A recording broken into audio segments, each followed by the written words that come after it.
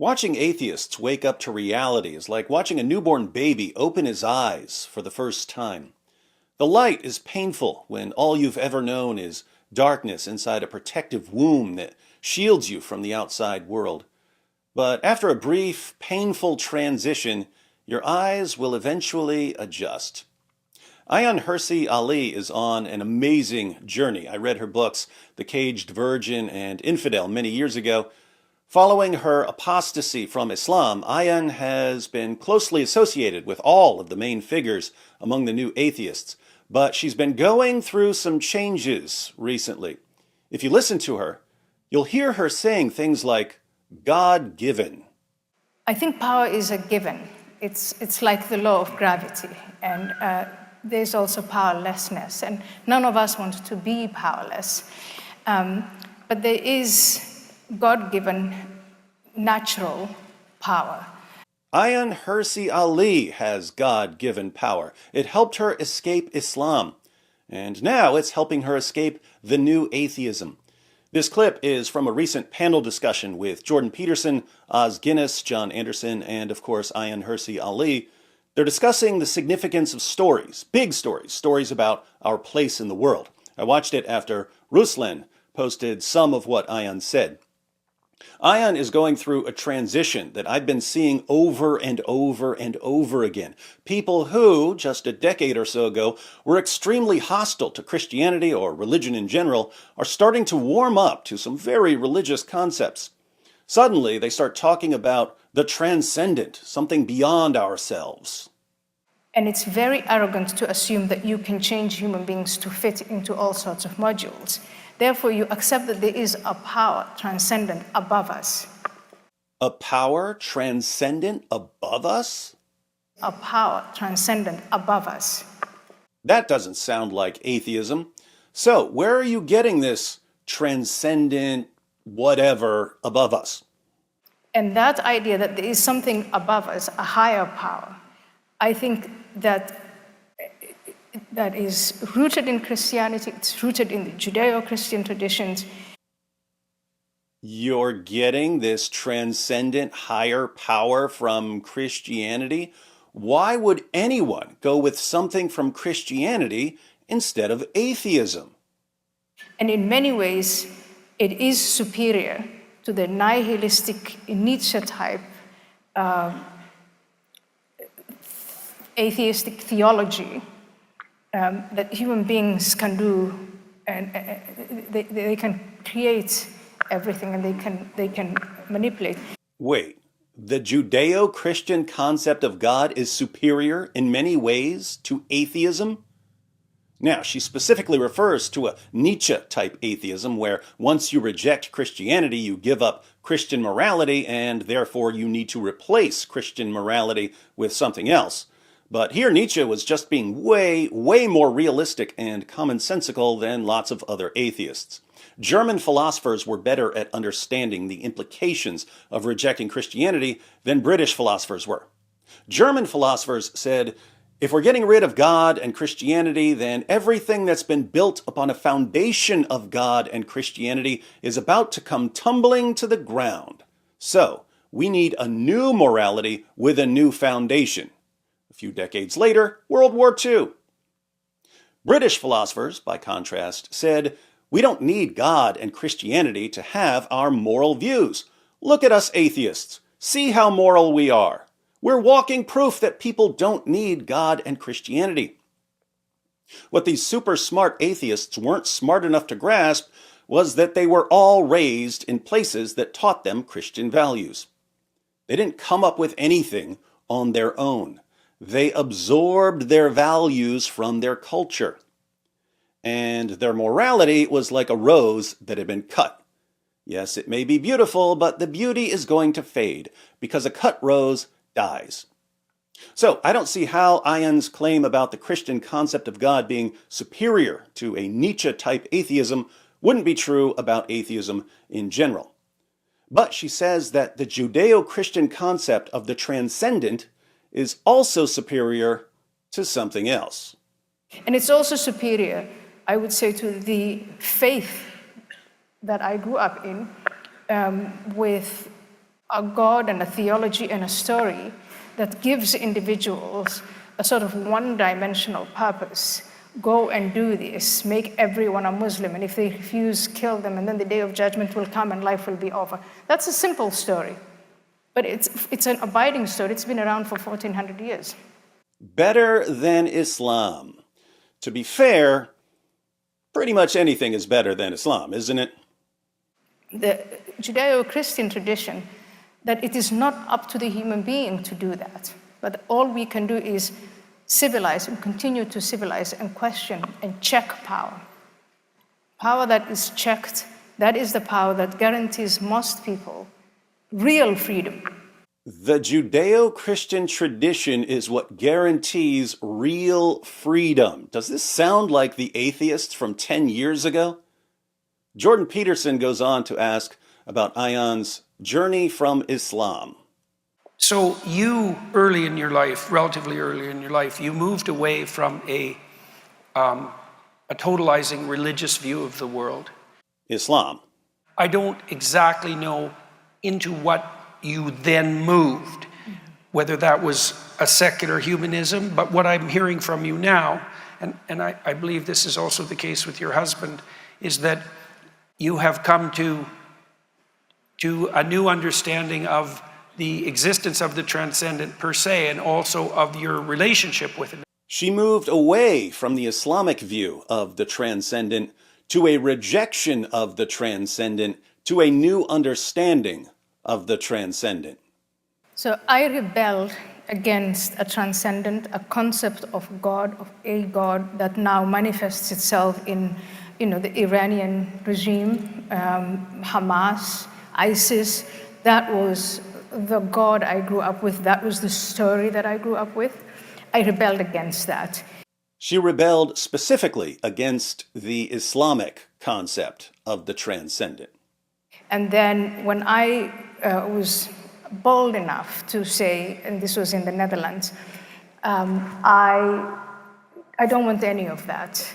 I didn't convert to Christianity. I didn't convert to another religion or another God. Pay attention, because this is true of many ex-Muslims. Once they've witnessed the horrors of the God of Muhammad, they don't want another God. I carried with me this idea, the three-letter word of God stands just for evil. They move away from Islam, but when they hear the word God, all they think of is evil. And my best friends became Sam Harris and Christopher Hitchens and Richard Dawkins. These are people I still love and adore. We all love and adore these guys. They performed one of the greatest social experiments in history. What happens if you start to remove Christianity from Western civilization? Their theory was that if you remove Christianity, you get an atheist utopia where science and reason reign supreme. How's that experiment working out for everyone? And I think over time, I'm now 53, and so when I made this, when I was in this state of rebellion, it started for me when I was 32 years old. Over time, I've come to realize, and I wish Christopher was alive today to comment on what we are going through. I wish Christopher Hitchens were here to see this too. I would love to hear his thoughts on the catastrophic failure of everything the new atheists promised. But what did Ayaan come to realize? We were actually having a conversation about, in my view, the wrong conversation. Does God exist? It was the world built in 6 days. Do we believe in fairy tales? And that was the wrong conversation to have. So, a conversation about whether various claims are true or false, this is the wrong conversation. What's the right conversation? The right conversation to have, as I said earlier, was to compare what we as human beings, the transcendent that we have imagined and developed over centuries. So, the wrong conversation is, are these claims that are part of the Judeo-Christian tradition true? The right conversation is, how does the concept or the story of the transcendent that has developed in the Judeo-Christian tradition match up against other concepts or other stories? And here it sounds like she's thinking in purely practical, pragmatic terms. What does this view lead to? What does that view lead to? So which view is better? Now, I think we can have both conversations. I think we can discuss whether various claims are true while also discussing what these claims lead to. And having both conversations leads to a further conversation, namely, how does our realization that a certain story produces far better results affect our view of whether that story is true? But let's see where Ayaan is going with this. And so now I can say I am proudly of a Judeo-Christian religion. Ayaan Hirsi Ali, an ex-Muslim who has spent many years as a devout atheist, now identifies as a member of the Judeo-Christian religion. Without having to waste your time about, do I really think that the world was built in 6 days? Do I really believe every word in the Bible?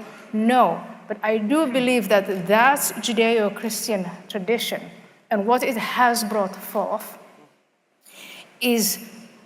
those are the values that I aspire to, the values by which I live. So, without believing that certain propositions within the Judeo-Christian tradition are true, she nevertheless realizes that she's part of the tradition and that she wants to be part of the tradition. Not exactly someone Christians would recognize as a fellow follower of Jesus Christ, but in a way she is. In a way she is following Jesus. And we can at least appreciate the change in such a short amount of time from Christianity is terrible for the world and needs to be replaced by atheism to pump your brakes, everyone. Turns out we may need Christianity way more than we thought. I was called a Christian by Roger Scruton in 2008, and I said, Roger, no, I'm not a Christian. And he said, but you act like a Christian, and you behave like a Christian, therefore you are a Christian. She was living like a Christian even when she despised Christianity. And she's not the only one. And I think that's exactly what I would like to say to Richard Dawkins. You act like, I've been to, choral music with him, which he enjoys very much. And he's one of the most Christian people I know. Richard Dawkins is one of the most Christian people Ayaan knows. What does she mean by this? Dawkins doesn't even believe in God. What does she mean? She means that Dawkins has been massively influenced by Christianity and that he's living according to Christian values that he absorbed from a Christian culture, even though he uses the values that he absorbed from a Christian culture to condemn and mock the source of these values. The leaders of the new atheism, Richard Dawkins, Christopher Hitchens, Daniel Dennett, Sam Harris, they rose to prominence in the ivoriest of all ivory towers. They looked at themselves in their glorious tower and said, hey, we're very nice people. We're champions of virtue. We love science. We're not killing each other over disagreements. Why are we so amazing? Then they looked at the rest of the world and said, check out all these savages. Why are they so different from us? Why are they so dumb? Why are they blowing each other up? Oh, it must be because these other people are religious. So, if we just get rid of religion, everyone will be like us. That was one of the most insanely idiotic and delusional conclusions in the history of humanity, and it came from people who regard themselves as pillars of rationality. Fortunately, like all scientifically minded men, they put together an experiment. Just start replacing Christianity with atheism, and the entire world will be able to observe society becoming more and more rational, more and more logical, more and more scientific, more and more ethical. That's what will happen if we start removing Christianity. And we all know what actually happened. The moment people started turning away from Christianity, the entire world started going completely insane. So, the grand experiment of the new atheists, which they thought would confirm atheism and lead to an atheist utopia, did the exact opposite. Now, if our atheist friends are really as scientifically minded as they claim, how should they react as their theories are being debunked as surely as alchemy and spontaneous generation and phlogiston and phrenology and a static universe? Will they abandon their discredited and debunked position, as Ayaan and many others are doing? Or will they cling to the atheist delusion by 100% uncut, unadulterated, grade A, blind faith?